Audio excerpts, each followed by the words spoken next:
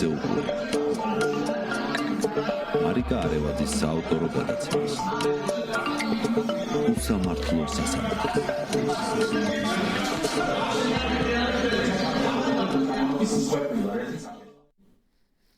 მოგესალმებით, დღეს პარასკევია და ტრადიციულად ხვდებით ერთმანეთს გირჩი ტივის ეთერში გადაცემით უსამართლო სასამართლო მარიკა არევაძესთან ერთად და ასევე ტრადიციულად დღეს გადაცემაში ვისაუბრებთ კიდევ ერთი რეჟიმის პატიმრის ვეფხია კასრაძის საქმეზე მის ადვოკატთან არჩილ ჭავჭანიძესთან ერთად, თუმცა სანამ ჩემ სტუმრამდე გადავიდოდე და მას მივმართავდე კითხვით და გავშლით ამ საქმეს, მანამ ასევე მინდა შევეხო იმ ორ დაკავებას, იმ ორ განაჩენს უფრო სწორედ, რომელიც გუშინ და დღეს გამოცხადდა ერთ შემთხვევაში საქმე ეხება გუშინდელ განაჩენს, როდესაც რეჟიმის პატიმარ ახალგაზრდა ბიჭს, 21 წლის ბიჭს, მათე დევიძეს უსაფუძვლოდ სამშობლოს სიყვარულისთვის, როგორც ადამიანები მიიჩნევენ და ვიზიარებს მეც აღნიშნულს, შეუფარდეს 4 წლითა და 6 თვით თავისუფლების აღკვეთა, მაშინ როდესაც საქმეში არ იყო უტყუარი მტკიცებულებები იმისა, რომ საერთოდ დანაშაულს ჰქონდა ადგილი. მათე დევიძის საქმე მიუთითებს იმაზე, რომ რეჟიმი აგრძელებს მარწუხების მოჭერას, რეჟიმი აგრძელებს ძალის, ეგრეთ წოდებული ძალის დემონსტრირებას და იმის ჩვენებას, რომ ის თითქოს და არის ძლიერი, თუმცა სწორედ აღნიშნული ნაბიჯები, ჩემი შეფასებით, აღნიშნული ნაბიჯები მიუთითებს მის სისუსტეზე. სისუსტეზე, რომ არ ჩამოეშალოს შიდა სტრუქტურა და სისუსტეზე, რომ ეშინია არ დაკარგოს მიტაცებული ძალაუფლება, რომელიც მან ბოლო საპარლამენტო არჩევნების შემდგომ გაყალბებული არჩევნების ფარგლებში მიიტაცა. ის, რასაც ჩვენ ყოველდღე ხედავთ სასამართლოს ტერიტორიაზე, სასამართლოს დერეფნებში, ეზოში, ყოველდღიურად კიდევ უფრო და უფრო უარეს ასე ვთქვათ, უარესდება ვითარება, ვინაიდან უკვე მანდატური სამსახური, თბილისის საქალაქო სასამართლოს მანდატური სამსახური არ ერიდება, ასე ვთქვათ, ძალადობას და გუშინ არაერთი აქტივისტის მხრიდან გავრცელდა და არაერთი მოქალაქის მხრიდან გავრცელდა არაერთი ფოტო, რომლითაც ასახული იყო ის ძალადობის კვალი მათ სხეულზე, რომელიც სწორედ მანდატური სამსახურის არაპროპორციული ძალის გამოყენებას მოჰყვა შედეგად. თუმცა ამ დრომდე, აქამდე ჩვენ გვყავდა დაუსჯელი სამართალდამცველები, დაუსჯელი ეგრეთ წოდებული ტიტუშკები, რომლებიც სდევნიდნენ ადამიანებს, თავს ესხმოდნენ და ახლა უკვე ჩვენ გვყავს ამ დრომდე დაუსჯელი მანდატური სამსახურის თანამშრომლები, რომელთა საქმეც შესასწავლია და დასადგენია მინიმუმ დისციპლინური ფარგლებში ჰქონდა თუ არა ადგილი მათი მხრიდან უფლებამოსილების გადამეტებას ან გადაჭარბებას, ხომ და თუ უარეს შემთხვევაში კი ხომ არ ქონდა სისხლის სამართლის დანაშაულს სხვისი სხეულისთვის ზიანის მიყენებას მაგალითად მათ შორის. და დღეს ასევე ჩვენ ვნახეთ პოლიტიკური დაჭერა, რომელიც უკვე პოლიტიკური რეპრესიების ნაწილია და დღეს ნიკა გვარამია დააკავეს, ის თავად იყო მისული რუსთავის ციხეში, ის არ მივიდა სასამართლოში და ესეც ნიშანდობლივია, ვინაიდან სასამართლო უკვე არ წარმოადგენს ადგილს, სადაც ხდება რეალურად გადაწყვეტილებების მიღება, წარმოადგენს ადგილს, სადაც მართლმსაჯულება ხორციელდება, სამწუხაროდ პოლიტიკურ საქმეებზე ეს ორგანო უკვე გადაქცეულია დაწესებულებად, სადღაც მიღებული გადაწყვეტილებების გაჟღერება ხდება და ამ აბსურდში სავარაუდოდ დღეს ნიკა გვარამიამ არ მოისურვა მონაწილეობის მიღება და მას შემდგომ, რაც მოსამართლემ ჯვებენაჭყებიამ მიიღო აღკვეთის ღონისძიების ცვლილებასთან დაკავშირებით გადაწყვეტილება, ის თავისივე ფეხით მივიდა რუსთავის მე-12 პენიტენციურ დაწესებულებასთან და ასე გააშიშვლა რეჟიმი. ეს არ არის პირველი დაკავება არარსებული კომისიის ფარგლებში, რომელიც არალეგიტიმურ პარლამენტში არსებობს. თავდაპირველად იყო, როდესაც აღკვეთის ფარგლებში დააკავეს პოლიტიკოსი ირაკლი ოქრუაშვილი, შემდგომ ზურაბ გირჩი ჯაფარიძე, შემდგომ იყო ჯერ ნიკა მელიას უკანონო გატაცება და შემდგომ ერთი დღის შემდგომ უკვე აღკვეთის ღონისძიების ცვლილება, რასაც უკვე დღეს მოჰყვა ნიკა გვარამიას დაკავება. ეს არის ბრძოლა და ბრძოლა გამოიხატება არ დამორჩილებაში, არ თანამშრომლობაში, არ აღიარებაში და წინააღმდეგობაში რეჟიმთან, რომლის მაგალითებიც არიან ის პოლიტიკოსები, რომლებიც ჩამოთვალე, ის ადამიანები, რომლებზეც ვისაუბრეთ საუბრე ის აქტივისტები და რაც თავარია რეჟიმის არაერთი პატიმარი, ათობით პატიმარი, რომელიც სამწუხაროდ უკვე მრავლად ყავს საქართველოში.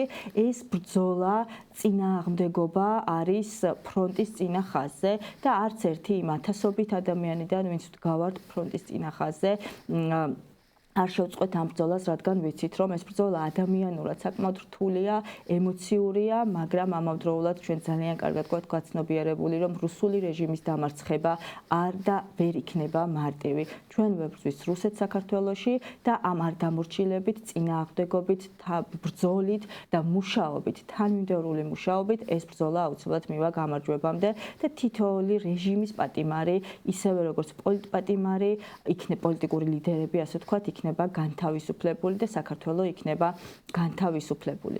ახლა ცოტა კი გამიგრძელდა სიტყვა, მაგრამ მინდოდა ამ ყველაფრის თქმა, თუ რა მოცემულობაში ვართ დღეს და ახლა უკვე დაუბრუნდეთ ვეფხია კასრაძის საქმეს, რომელიც ერთ-ერთი მაგალითია იმ აბსურდული საქმეების, რომლის ფარგლებშიც თავისუფალ მოქალაქეებს დევნიან და მე როგორც აღვნიშნე, ჩვენი სტუმარი არის მისი ადვოკატი არჩილ ჭავჭანიძე. არჩიკო, დიდი მადლობა პირველ რიგში სტუმრობისთვის.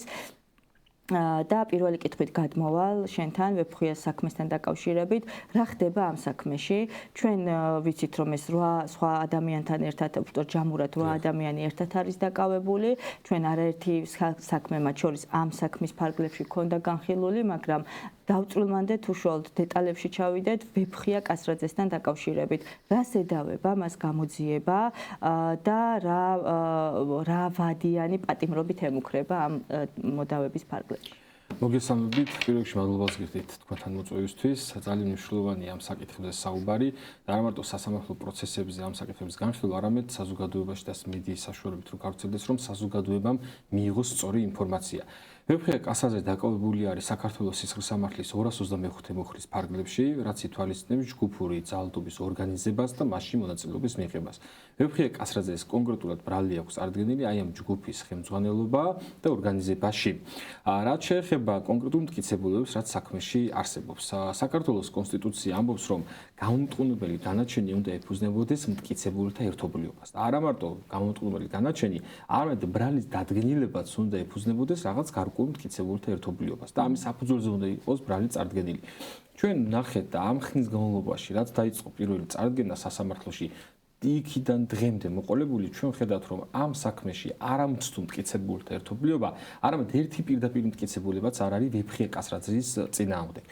მუხლის ფორმულირება არის იმგვარად, რომ როდესაც ვეფხია კასრაძეს ედავებიან აი ამ ორგანიზებული ჯგუფის, ძალადობრივი ჯგუფის ორგანიზებაში და ხელმძღვანელობაში. შესაბამისად, მტკიცებულების სტანდარტი რო ავიღოთ, ამ საქმეში პროკურატურის მხრიდან უნდა იყოს წარდგენილი ის მტკიცებულებები, რომელიც დაადასტურებს, რომ ვეფხია კასრაძე რაიმე ფორმით, რაიმე ქმედებით ხელმძღვანელობდა, ან მაგალითად ანაწილებდა როლებს პირობითად, აი ამ დანაშაულებრივი ქმედებების ჩადენისათვის, მოწოდებისთვის მაგალითად, ან რაღაცა კონკრეტულ ქმედებებს ახორციელებდა. საქმეში ვერანაირი მტკიცებულება, რომელიც წარდგენილია პროკურატურის მიერ, ამას ვერ ადასტურებს. ეხლა რა მტკიცებულება არის? მტკიცებულება არის ვიდეო მასალა წარდგენილი, რომელიც იქნა ატვირთული ტელეკომპანია იმედის Facebook გვერდზე, რომელიც შემდგომ იქნა გადმოწერილი, დათვალიერებული და საქმეში არის მხოლოდ ეს ვიდეო მტკიცებულება, სადაც რა შინაარსის საუბარი მიდის. ჯერ პირველ რიგში მინდა ვთქვა, რომ ჩვენ ადვოკატები, ვინც ვიცავთ ვეფხია კასრაძეს, ჩვენ ვამბობთ, რომ ეს ვიდეო მასალა საერთოდ ავთენტური არ არის. იმიტომ რომ ამ ვიდეო მასალით, აი ამ ვიდეოთი, რომელიც გავრცელდა საზოგადოებაში, საერთოდ ვერ დგინდება, რომელ რიცხვში არის ეს გადაღებული. ბრალში, ბრალი წაყენებულია 28 და 29 ნოემბრის ფარგლებში ჩადენილ მასობრივ არეულობის ორგანიზებას ედავებიან ვეფხია კასრაძეს. ეს ვიდეო რო აიტვირთა და გამოქვეყნდა ან დღემდე დაუდგენელია ეს ვიდეო საერთოდ რომელ წელს არის გადაღებული, რომელ რიცხვშია გადაღებული, კონკრეტულად რა ადგილზე არის გადაღებული, ამის იდენტიფიცირება ვერ ხდება.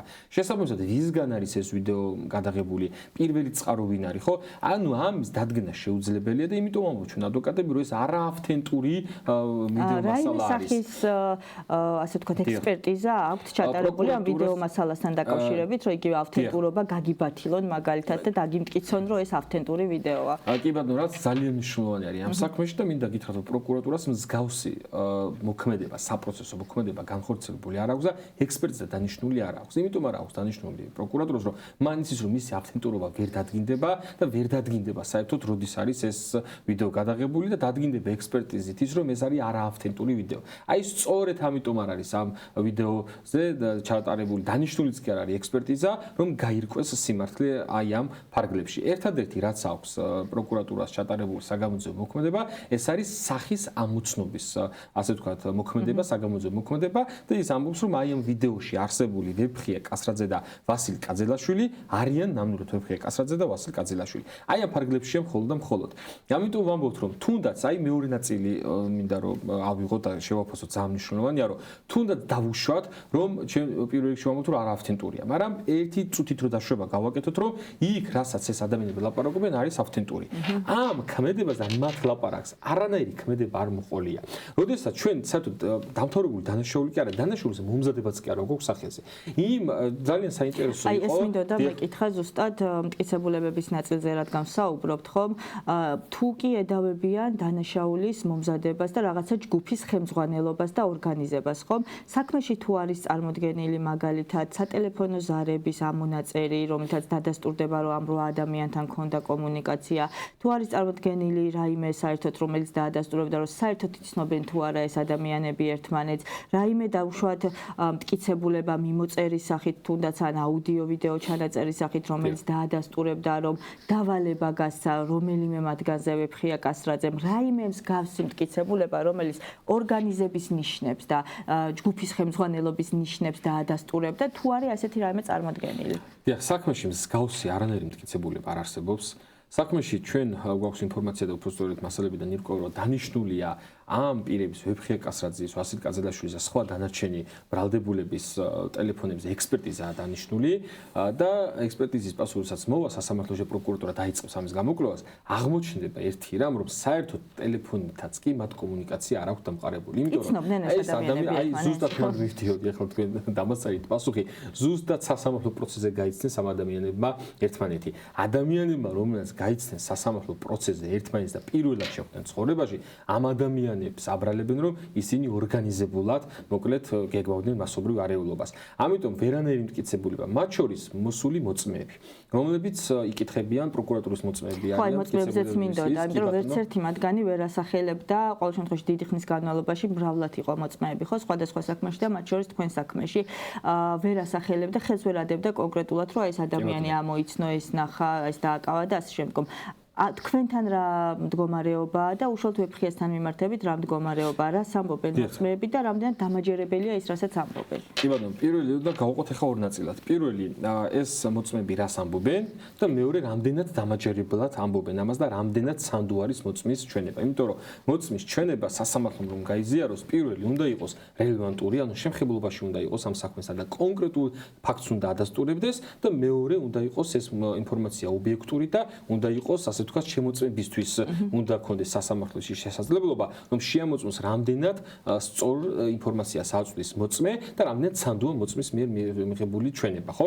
პირველი ვთქვათ ის, რომ ჩვენ საქმეში არიან მოწმეები, რომლებიც არიან დაზარებული პოლიციელები, რომლებიც მოდიან და სასამართლოში ჩვენებას აძლევენ, რომელიც სხვადასხვა განსხვავდება გამოკითხვის ოქმისგან, იმიტომ რომ გამოკითხვის ოქში ისინი ამბობენ, რომ ჩვენ აქციაზე ყოფნის დროს მოქალაქისგან მოგხვდა ქვა. ანუ ამას მტკიცებით ფორმაში წერენ გამოკითხვის ოქში. როდესაც სასამართლოში მოდიან, ანუ აღმოჩნდება ის, რომ ეს ადამიანები ამბობენ, რომ ჩვენ არ დაგვინახავს ეს ქვა ვისგან იყო ნასროლი და ყველა მათგანი აბსოლუტურად აი ამ დროის განმავლობაში რომელი მოწმეც დაიკითხა, ვეფხია კასრაძეს მიმართებით, როდესაც ვსვამდით კითხვებს ჩვენ ადვოკატები, რომ კონკრეტულად აი თქვენ რომ იქით თუ დაინახეთ ვეფხია კასრაძე, მათ თქვეს რომ ჩვენ დადასტურებულად არ შეგვიძლია რომ ვთქვათ, რომ ვეფხია კასრაძე იქ იდგა.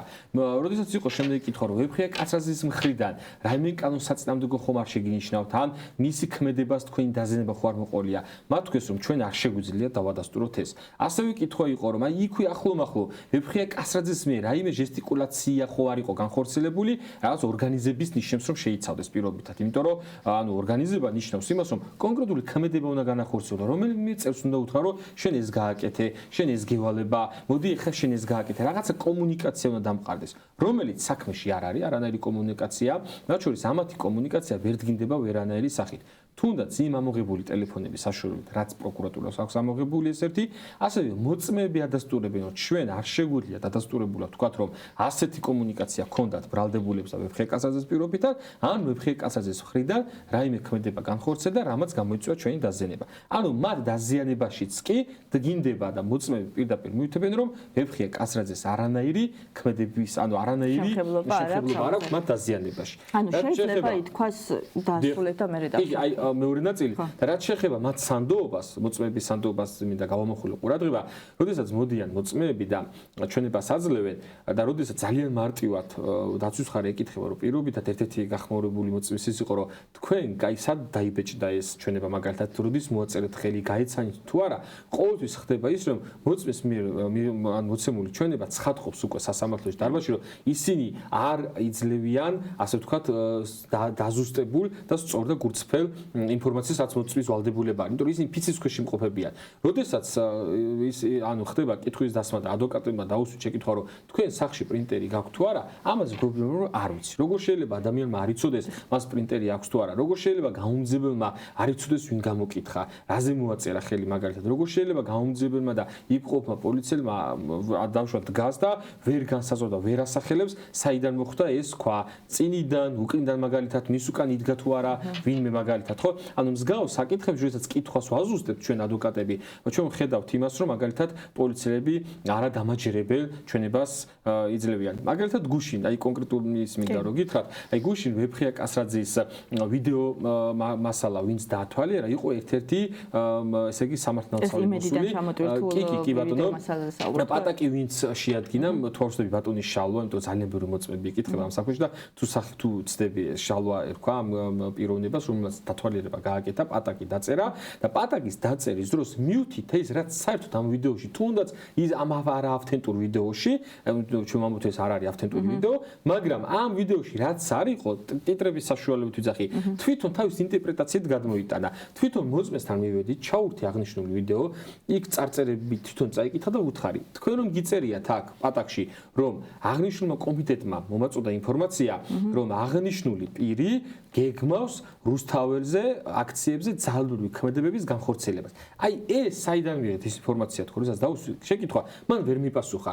მე ვუთხარი თვითონ ვიდეოში წარწერაც კი არ იყო ამაზე, საერთოდ საუბარი არ არის ამაზე, რომ ეს ადამიანი გეგმავს რუსთაველზე აქციაზე ძალადობრივი ქმედებების განხორციელებას. და რო ვუთხარი, რომ ეს თქვენ რატო გიწერიათ მტკიცებით ფორმაში, ამაზე პასუხი ვერ გამცა, იმიტომ რომ გაუმძიებელი და სამართალდამცავი წარმომადგენელი ვალდებულია ობიექტურად ესე იგი წარმართოს და განახორციელოს გამოძიება. აქაც კი ჩვენ ვხედავთ იმას, რომ გამოძიება არანაირი ობიექტურად არ არის წარმართული და თავის ინტერპრეტაციის საშუალებით წინასწარი შეთანხმებული მოსაზრებებით ხდება მთელი საპროცესო ესე იგი აქტების და დოკუმენტების შედგენა და გაფორმება. კი ბატონო. და ანუ შეიძლება აი თქვენი მოსმენილიდანაც ახლა რაც ისაუბრეთ, უბრალოდ შეიძლება ითქვას თუ არა, რომ საქმეში არ არსებობს არც ერთი, არა თუ მტკიცებულებათა ერთობლიობა, არამედ არც ერთი პირდაპირ მტკიცებულება, რომელიც უტყუარად დაადასტურებდა ვეფხია კასრაძის ამ შემთხვევაში ბრალს. რა თქმა უნდა, საქმეში არ არის არანაირი მტკიცებულებათა ერთობლიობა კი არა, საერთოდ ერთი პირდაპირ მტკიცებულებაც არ არსებობს, რომელიც დაადასტურებს, რომ ვეფხია კასრაძე ამ ძალადობრივ დაჯგუფებას და ამ ესე იგი არეულობის ორგანიზებას ხელმძღვანელობდა და ან მონაწილეობდა მაშინ საერთოდ. კი ბატონო, და ამ შემთხვევაში ასევე მაყურებელს მინდა განვუმარტოთ, რომ ნებისმიერი ეჭვი, რომელიც საქმეში იქნება, უნდა გადაწყდეს დაზარალებული სასარგებლოდ. ხო, რას ნიშნავს ბრალდებულის, უბრალოდ ბრალდებული სასარგებლოდ? აი რას ნიშნავს ეს, რომ გაიგონ ადამიანებმა, რა იგულისხმება ამაში ბრალდებული სასარგებლოდ ეჭვის ასე ვთქვათ გადაწყვეტაში და ამ საქმეში რა ხდება ამასთან მიმართებით?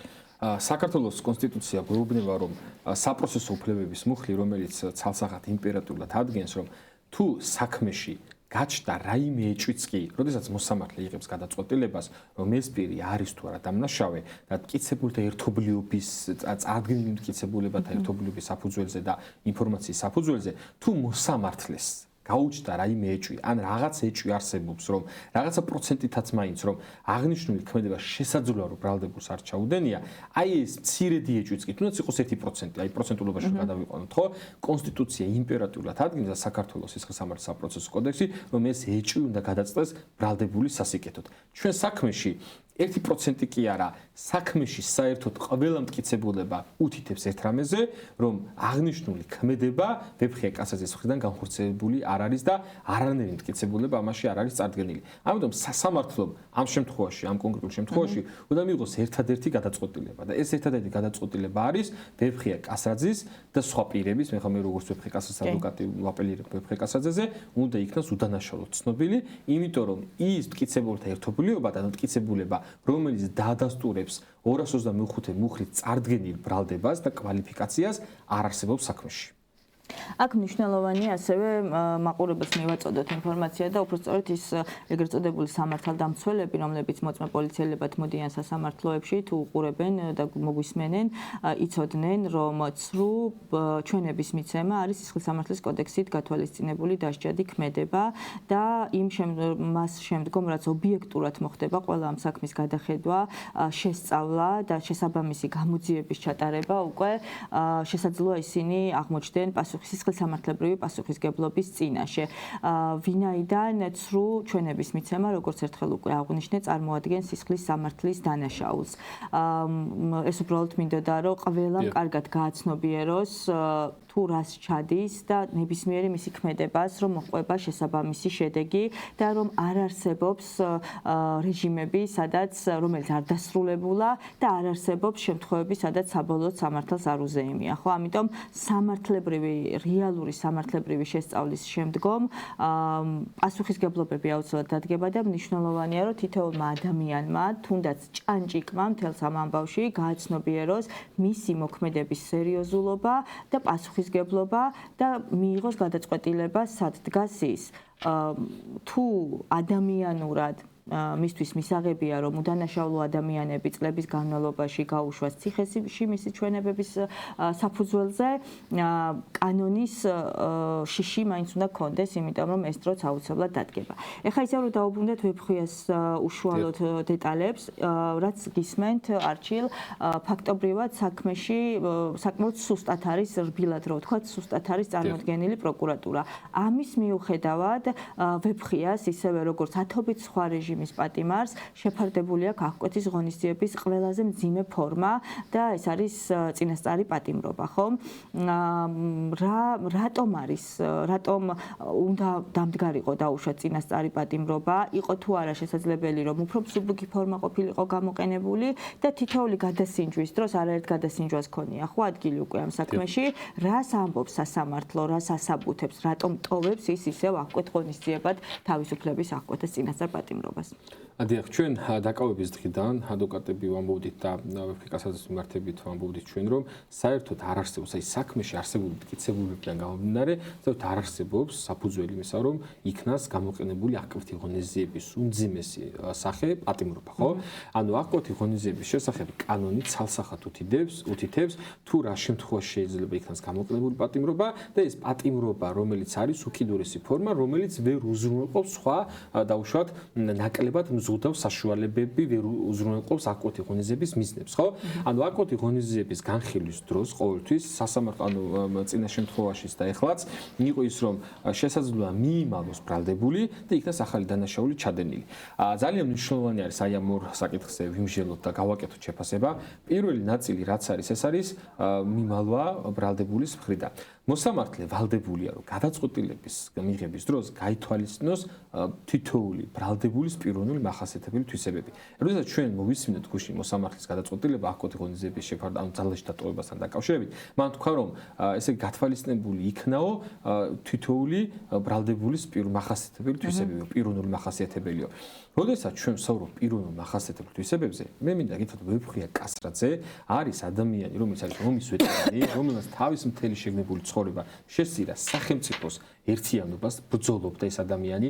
მეორე ნაწილი პიროვნული თვისება კარგად ჩანს მისი დამოკიდებულება, როგორი არის სამართალდამცავი ორგანოების მიმართ, როდესაც მივიდნენ მის დასაკავებლად, როდესაც ის სამსახურში იმყოფებოდა, როდესაც გავრცელდა ტელეკომპანია იმედზე ეს ვიდეო მასალა, რომელზეც ჩვენ რის საფუძველზეც მოხდა მისი დაკავება, როდესაც გავრცელდა ეს ტელეკომპანია იმედის Facebook გვერდზე, 2 დღე ისა ბატონი ვეფხია კასრაძე თბილისში იმყოფებოდა. მას არ დაუტოვებია თბილისი და როდესაც დასაკავებლად მივიდნენ ეს იგი საგამოძიებო სამსახურის თანამშრომლები, მათ იკითხეს, არ იცოდნენ ვეფხე კასრაძე ვინ იყო. და იქ იკითხეს, რომ ვეფხე კასრაძე რომელი ხართო და ვეფხეამ უთხრა, რომ მე გახლავთ ვეფხე კასრაძეო. აი, სვამ კითხვას, როდესაც მოსამართლე იღებს ამ გადაწყვეტილებას და პიროვნულ მახასიათებლებზე უსვამს, ხას, რატომ არ ითვალისწინებს ამ პიროვნულ მახასიათებელს, როდესაც ადამიანის მიმალვის დადასტურებული ფაქტი არ არსებობს.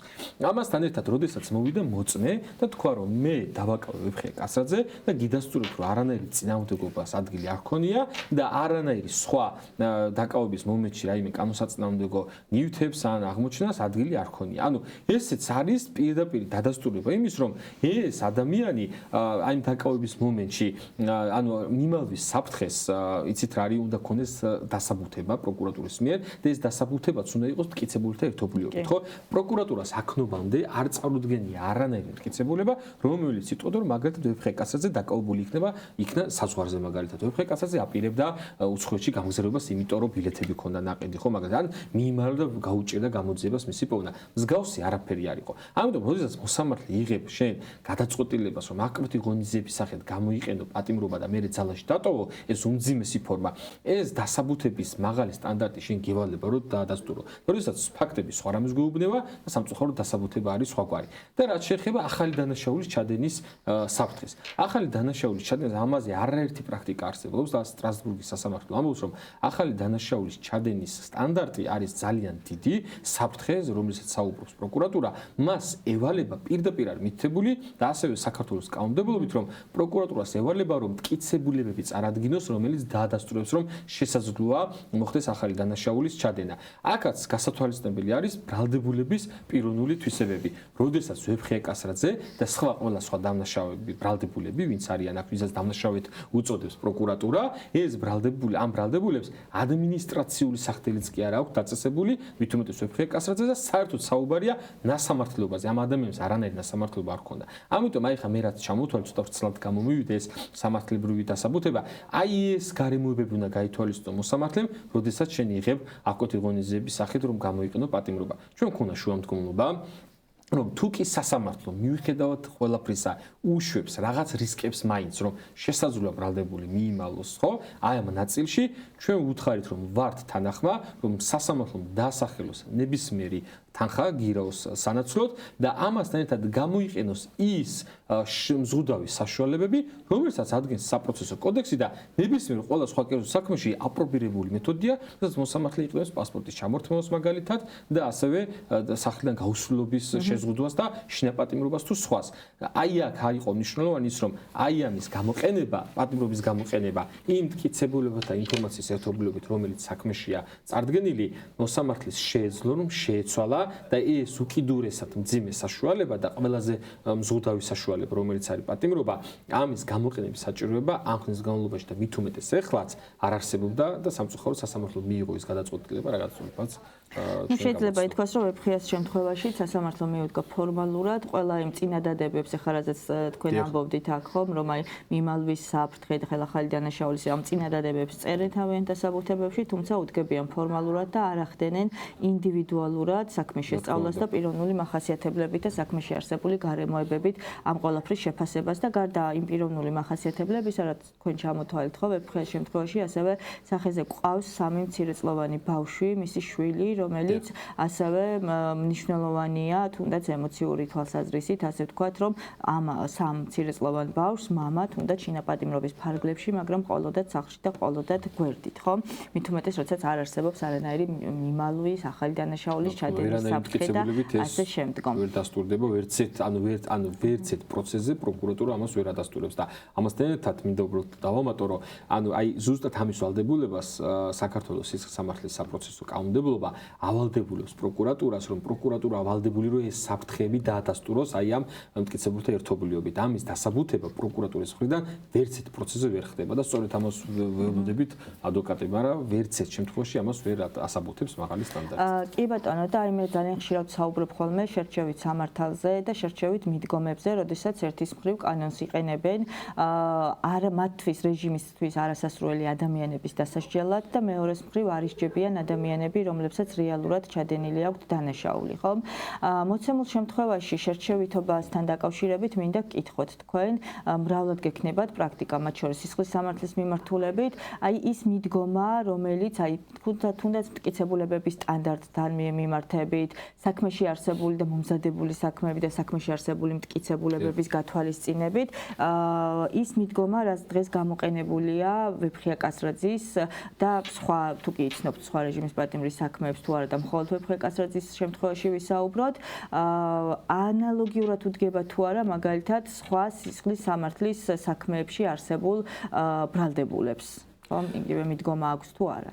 ანუ ეს ძალიან მნიშვნელოვანი კითხვა არის ეს, რომ ძალიან ბევრ საქმეზე, რომელიც მაქვს კერძო არაპოლიტიკური, ასე რომ ვთქვით, არაგახმაურებული, იმიტომ რომ ეს ცალსახად პოლიტიკური არის უკვე ეს საქმე, იმიტომ რომ ყველა შემთხვევაში მოსამართლე იყენებს აი ამ მეთოდებს, ამ საშუალებას, რომელიც კანონმდებლობა აძლევს ამის საშუალებას, შესაძლებლობას, შესაბამისად ძალიან ბევრ სხვა საქმეებზე, კერძო საქმეებზე დგება გამომართლებელი გადაწყვეტილება, ასევე საბოლოო შედეგზე საუბრობ და აკვეთთან დაკავშირებით გადასინჯოებაც ხდება, ან გამოიყენოს თუ არა, ყველა შემთხვევაში აპრიორი რო გამოიყენოს მოსამართლემ პატიმრობა არ ხდება.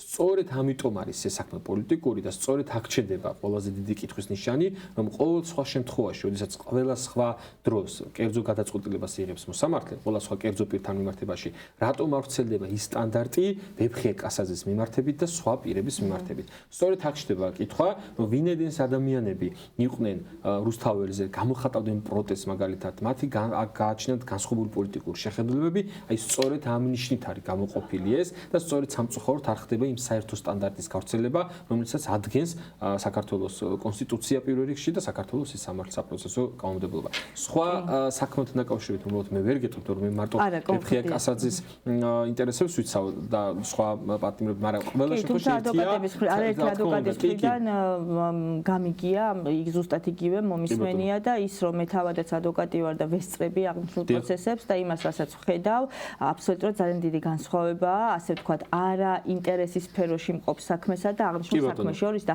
ალბათ ესეც არის ერთ-ერთი მდგენელი იმისა, რომ ეს ადამიანები მართლაც არიან რეჟიმის პატიმრები, იმიტომ რომ ეს განსხვავებული მიდგომა, არათანაბარი მიდგომა და შერჩევითი სამართლის ფარგლებში მათზე მოპყრობა აჩენს სწორედ იმ საფუძველს, რომ ადამიანებმა მათ შეარქვან რეჟიმის პატიმრები, სინდისის პატიმრები და ასე შემდგომ, ხო?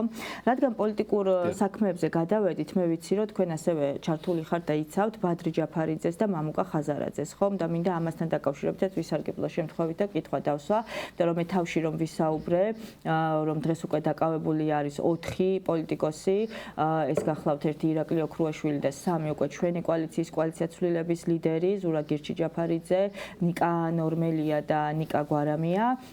აღნიშნულ პირებს ის მსგავსად, ასე ვთქვათ, მამუკა ხაზარაძეს და ბადრი ჯაფარიძესაც ბრალი აქვს წაყენებული წულუკიანის კომისიაზე არ გამოცხადების გამო.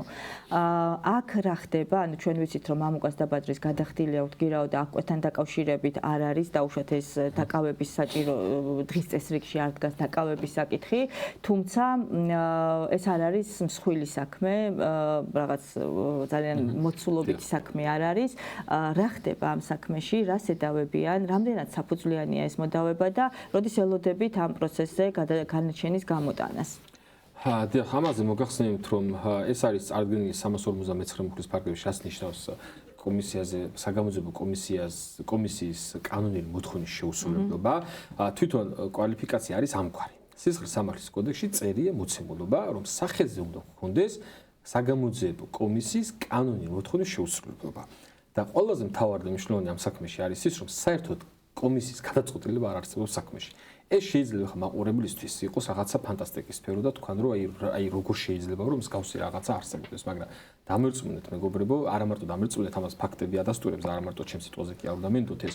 ანუ ეს არის სრული ნონსენსი სამართლებრივად ეს საქმე, იმიტომ რომ კანონი რომ მიგვითითებს ჩვენ რომ უნდა იყოს კომისიის კანონიერი გადაწყვეტილება, საქმეში საერთოდ არ აქვს ეს და როგორ დასტურდება. მოკლედ, ეხლა რაშია საქმე? წულუკიანმა, რომელმაც მიმართა პროკურატურას და მოითხოვა ბადრი ჯაფარიძის და მამუკა ხაზარაძის მიმართ გამოძიების დაწყება. მხოლოდ და მხოლოდ ამ მიმართავს გააჩნია წულუკიანის ხელმოწერა, ეს არის გაფორმებული და შესაბამისად გადასული პროკურატურაში და პროკურატურა ცდილობს, რომ აი ეს წერილი გააფორმოს როგორც კომისიის გადაწყვეტილება. საქართველოს პარლამენტის რეგლამენტი, საქართველოს პარლამენტის საგამოძიებო კომისიის დებულება განსაზღვრავს თუ კომისია რა გადაწყვეტილებებს და ნორმატიულ აქტებს იღებს. ნორმატიულ აქტებს იღებს რეკომენდაციებს და გადაწყვეტილებებს. ასევე საქართველოს რეგლამენტი ამბობს, რომ კომისია თუ კი მიიღებს გადაწყვეტილებას, რომ რომელიმე პირი დაიბაროს კომისიაზე, იმიტომ რომ ეს პიროვნება არის შემხებლობაში მაგალითად იმ საქმეში, ხო? ან მაგალითად იმ დროს იყო პოლიტიკური თანამდებობის პირი, ან ფლობს რაღაცა მნიშვნელოვან ინფორმაციას, ხო? ეს ხდება როგორ? კომისია ნიშნავს შეხვედრას, სამუშაო შეხვედრას, იღებს გადაწყვეტილებას, კენჭისყრა ხდება ამ საკითხის გატანა ჩვეულებრივად, მერე იყრება ესა კენჭი, ოღონდ ეს პლენუმის ხომაზე არა, თვითონ კომისია უყრის კენჭს, კომისია იღებს გადაწყვეტილებას, რომ ეს პირი დავიბაროთ თუ არა. ჩვეულებრივი უმრავლესობით ხდება ამ გადაწყვეტილების მიღება და ეს გადაწყვეტილება უნდა აისახოს ოქმის სახით, რომელზეც ასევე დებულება მიუთითებს, რომ ხელი უნდა მოაწეროს თეა წულუკიანმა ამ შემთხვევაში, იმიტომ რომ თავმჯდომარეა, კომისიის თავმჯდომარე და კომისიის მდივანმა. აი ეს გადაწყვეტილება უნდა გაეგზავნოს შემდგომ იმ პირს, ვისაც იბარებენ და მისთვის ცნობილი იყოს, რომ კომისია მიიღო ეს გადაწყვეტილება. აღნიშნულ სისხლის სამართლის საქმეში აღნიშნული გადაწყვეტილება ოქმის სახით თავმჯდომარის და მოადგილის ხელმოწერით არ არსებობს. ამიტომ ჩვენ გვაქვს ძალიან 20-ში გვაქვს ჩვენ სასამართლო პროცესი. 20 ივნის დიახ. ამიტომ უდიდესი როლი აკისრია ზოგადად სასამართლო ზოგადი პრაქტიკის ჩამოყალიბებაში და არსებითი განხილვა არის, ანუ არსებითი განხილვა და დასკვნითი სიტყვები უნდა თქვა დაცვის მხარემ. ანუ ამ ნაწილში აი ამ მტკიცებულების გამოკვლევის დროსაც კი ვერანაირი დოკუმენტი ვერ წარადგინა ბრალდების მხარემ, რომელიც იტყოდა, რომ კანონიერი გადაწყვეტილება არის ეს.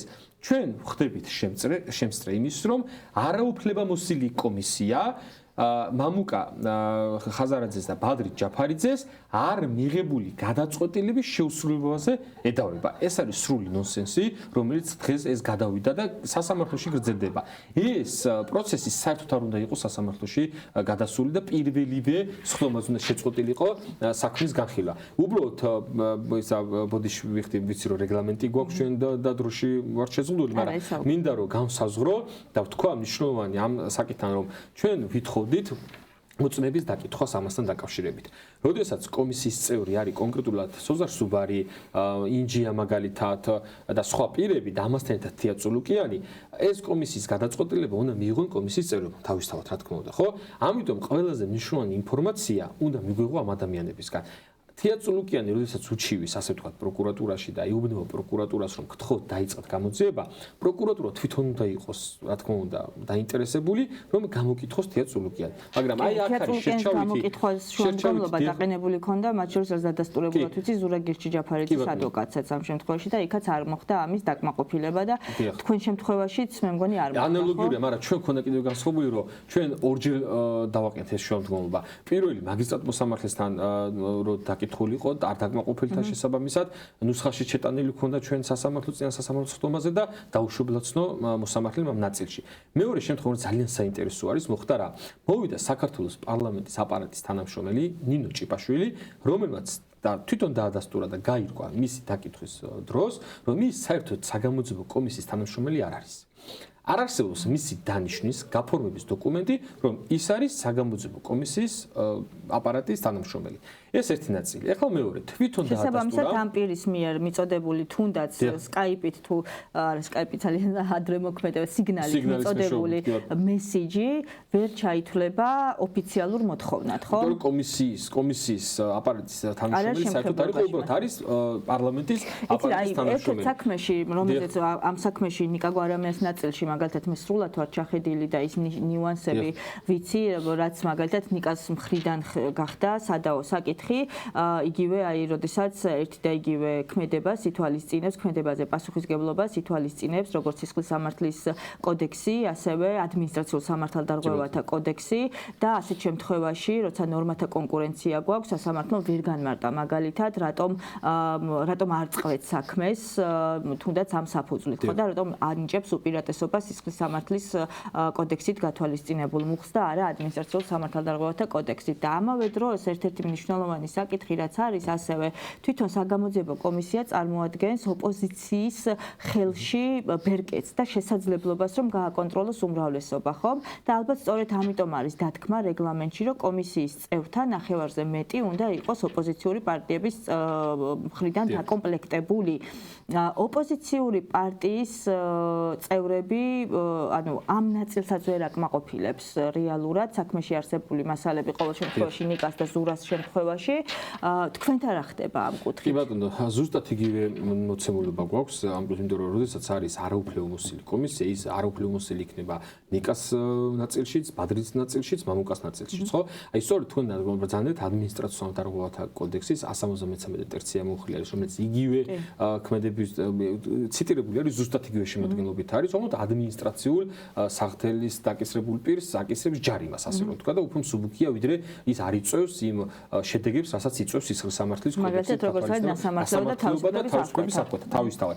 აი ზუსტად აი მიმოწმეზე რო გითხრათ ნინო ჭიპაშვილი იყო მოსული და როდესაც იკითხებოდა ეს ნინო ჭიპაშვილი, თვითონ ნინო ჭიპაშვილმა თქვა და განაცხადა, რომ ეს მე თვითონ თანამშრომლობ ის გამოც დავიბარე მამუკა ხაზარაძე და დაუსვი კითხვა რომ თქვენ თუ ნახეთ ეს გადაწყვეტილება და მან თქვა რომ არა მე გადაწყვეტილება საერთოდ არ მინახავს. მე რო ვკითხეთ რომ ეს გადაწყვეტილება რო არსებობს საერთოდ ვისგან გაიგეთ და მან უკვე დაასახელა რომ კომისიის ერთ-ერთმა წევრმა მითხრა. სწორედ ეს იყო პროცესზე თვითონ პროკურატურის მოწმის დაკითხვის დროს გამოვლინდა ახალი გარემოება და სწორედ ამ საფუძველზე დავაყენე შემდგომლობა რომ თვითონ მოწმე მიუთითებს რომ კომისიის ერთ-ერთი წევრისგან გახდა ცნობილი და ამიტომ გთხოვთ რომ დავიბაროთ კომისიის წევრები, რომ ჩვენ დავადგინოთ არსებობს თუ არა ეს გადაწყვეტილება, იმიტომ რომ გადაწყვეტილება თუ არსებობს, მე მხარეს რომ ბარდება ეს გადაწყვეტილება, მე მაქვს უფლება რომ ადმინისტრაციული წესით გავასაჩირო ეს და ვთქვა რომ მე არ ვთანხმები ამ ადმინისტრაციულ აქტს, ჩემი დაბარებასთან დაკავშირებით და გავასაჩირო და ვისარგებლო ამ უფლებით. ეს უფლებაც კი წაერთვა როგორც მამუკას, ბადრის და ამ შემთხვევაში ნიკას და ზურასაც, ხო? ეხლა რა ნიკას კი ბატონო, ეხლა რაც შეეხება აი ირაკლისაც, იმიტომ რომ ხო ირაკლი იმდენი არის კოლოგი ბატონო მე მგონი ყველა ის ანუ საფუძველი იგივე არის. რაც შეეხება აი ამ მუხლთან დაკავშირებით ძალიან მნიშვნელოვანი არის სასამართლოს განმარტება. აი სასამართლო იმიტომ არის ჩვენ აი ადვოკატები ყოველთვის ვამბობთ რომ სასამართლოს უდიდესი მნიშვნელობა გააჩნია სამართლის პრაქტიკის განვითარებაში, რომ მან უნდა გააკეთოს განმარტებები, რომელიც უნდა შესაბამებოდეს ადამიანის ფუნდამენტურ უფლებებს და სამართლიანი პრინციპიდან უნდა იყოს და არ უნდა იყოს შაბლონური განმარტებები, იმიტომ რომ კოდექსში რაც წერია ადვოკატები, პროკურორები და მოსამართლეები მოლაპარაკე კოდექსი არ ვართ ჩვენ უნდა განვმარტოთ ხო ნორმის მიზნებიდან გამომდინარე. რაც შეეხება პარლამენტის უფლებამოსილებას, კომისიის უფლებამოსილებას, პრობლემა რაში არის? პარლამენტის კანონმდებლობა და რეგლამენტი, რომელიც ითვალისწინებს საგამოძიებო კომისიის შექმნას, ეს ნიშნავს იმას, რომ ოპოზიციას აქვს ბერკეტი, იმიტომ რომ ის ხელისუფლებაში არ არის, ის ვერ აკონტროლებს სხვადასხვა სახელმწიფო შტოებს და ორგანოებს, როგორ მიდის გამოძიება და თუ კი ოპოზიციას აქვს ის ეჭვები და კითხვები, რომ გამოძიება არ მიმდინარეობს კანონის შესაბამისად, იმას აქვს ერთადერთი ბერკეტი, რომ პარლამენტში შექმნა საგამოძიებო კომისია. ეს პირდაპირ არის, ეს არის თვითონ ოპოზიციის ერთ-ერთი ბერკეტი. რაც შეეხება დაკომპლექტებას, საქართველოს პარლამენტის კონსტიტუცია პირველ რიგში 52 მუხლი და 63-62 რეგლამენტი მიუთითებს, რომ აი ამ საგამოძიებო კომისიის შემადგენლობა ნახევარი უნდა იყოს ოპოზიციიდან წარმოდგენილი. აქ არის სიტყვა წარმომადგენლობა და პროკურატურა როდესაც იძახის, რომ 10 კაციანი ქოტა გამოყოფილი არის და ესო დაამტკიცაო პარლამენტმა და თითქოს და ამბობენ, რომ კომისია არის 10 წევრიანი და არის უფლებამოსილი. ეს არის არასწორი განმარტება. ეს არის კანონსაწინააღმდეგო განმარტება, იმიტომ რომ კანონში წერია და კონსტიტუციაში და რეგლამენტში რომ უნდა იყოს ოპოზიციურიდან წარმომადგენლობა. წარმომადგენლობა ვინ არის? კონკრეტული სახელი და გვარი, რომელიც მიიღებს კომისიის გადაწყვეტილებაში მონაწილეობას და ამ მუშაობის პროცესში. რაც შეეხება გახარიას, როდესაც პროცესზე გამოიყენეს გახარიას პარტიის წარმომადგენლობა უკვე უშუალოდ ამ კომისიაში, ამ კომისიაში კი ბატონო, როდესაც მტკიცებულების სახით პროკურატურამ წარადგინა გახარიას მისვლა, როდესაც მივიდა საგამოძიებო კომისიაში მისი ასე ვთქვათ ჩაწერილი მთლიანად ვიდეო მასალა, სადაც თვითონ ადასტურებს გახარია, რომ მე როგორც პარტიის თავმჯდომარეს რის უფლებოსებას მხოლოდ მას გააჩნია, ჩემი პარტიიდან მან პირდაპირ დადასტურა, რომ არც ერთი წევრი არ არის კომისიაში წარდგენილი. ანუ პარტიას თვითონ გახარიას პარტიას ეს არანაირი კოდ არც აუთვისებია და არანაირი წევრი არ დაუნიშნავს. მანდარი ახლა კიდევ მნიშვნელოვანი საკითხი რა, რომ თუ კი ოპოზიციური პარტია უარ სიტყვის წარდგენაზე, მაშინ ეს კოტა ისევ სხვა ოპოზიციურ იმას უნდა განაწილდეს და მათ უნდა წარადგინონ კიდე სხვა პირები. ამ შემთხვევაში აღარ არსებობს სხვა ოპოზიციური და ყველა მანდატზე ვთქვით უარი და არ ვარ პარლამენტში წარმოდგენილი. ამიტომ თუ და განსხვავება რომ პროკურატურა აპელირებს იმაზე რომ კომისიის ხდომასო არ ესწრებაო და ვინც ესწრებაო უმრავლესობა იღებს გადაწყვეტილებასო. ეს არის არასწორი შეფასება და დასკვნა, იმიტომ რომ თუ კი მე პარტია უარს ვაცხადებ რომ წარვადგინო, ის დანიშნულიც არ არის. თუ დანიშნავ შენ და ის არ დაესწრებას კომისიის ხდომებს, რა თქმა უნდა დამსწრეთა უმრავლესობა იღებს გადაწყვეტილებას. მაგრამ სწორედ ამაშია საკითხი, რომ კონსტიტუციის და რეგლამენტის უხეში დარღვევით მოხდა კომისიის შემადგენლობა, ამიტომ არის არაუფლებამოსილი კომისია, ეს ერთი ნაწილი გვაქვს და მეორე ნაწილი კომისიის მიერ მიღებული გადაწყვეტილება, რომელიც უნდა იყოს კანონიერი, სახეზე არა გვაქვს საერთოდ კომისიის, საგამოძიებო კომისიის მიერ მიღებული კანონიერი გადაწყვეტილება. და კანონი სისხლის სამართლის კოდექსი მიუთითებს, რომ კომისიის კანონიერი გადაწყვეტილება უნდა იყოს.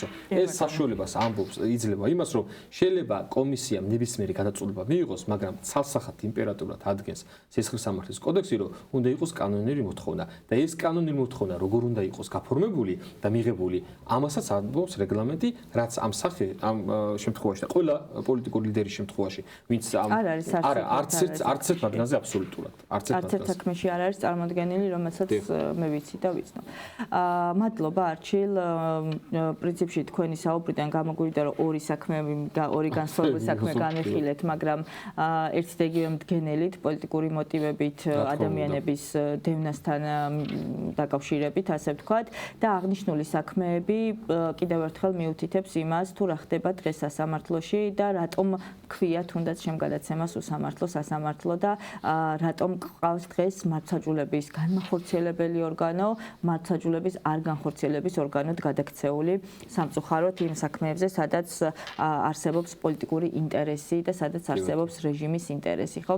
დიდი მადლობა სტუმრობისთვის, საინტერესო საუბრისთვის, წარმატებებს გისურვებთ თქვენს, ვეფხია კასრაძესაც და თითოეული ადამიანს, რომელიც დღეს ბრძოლის წინახაზზე დგას, იბრძვის ამ ბრძოლაში საქართველოსთვის და საქართველოს განთავისუფლებისთვის, ჩვენ დაგემშვიდობებით მომავალ შეხვედრამდე და აუცილებლად გავაგრძელებთ ყველა ასეთი შემთხვევის თქვენამდე მოტანას იმისთვის, რომ დაინახოთ რა ხდება, გაიგოთ რეალური ინფორმაცია, თუ რა ხდება დღეს სასამართლოში, რა ხდება დღეს ქვეყანაში და იმ შემთხვევაში თუ კი რაიმე ფორმით თუნდაც დაგაინტერესებთ, ან ეჭვი შეგიპარებათ, რომ აი აქ რასაც საუბრობთ, დაუჯერებელ ამბად მოგეჩვენებათ, მობრძანდით სასამართლოებში, სასამართლოს ხდომები ღიაა და მასზე დასწრება ნებისმიერ პირს შეუძლია, მობრძანდით სასამართლოში და საკუთარი თვალით ნახეთ ის, თუ რა ხდება, როგორც სასამართლო დარბაზებში, ასევე სასამართლოს დერეფნებსა თუ ეზოებში. დაგემშვიდობებით მომავალ პარასკევამდე.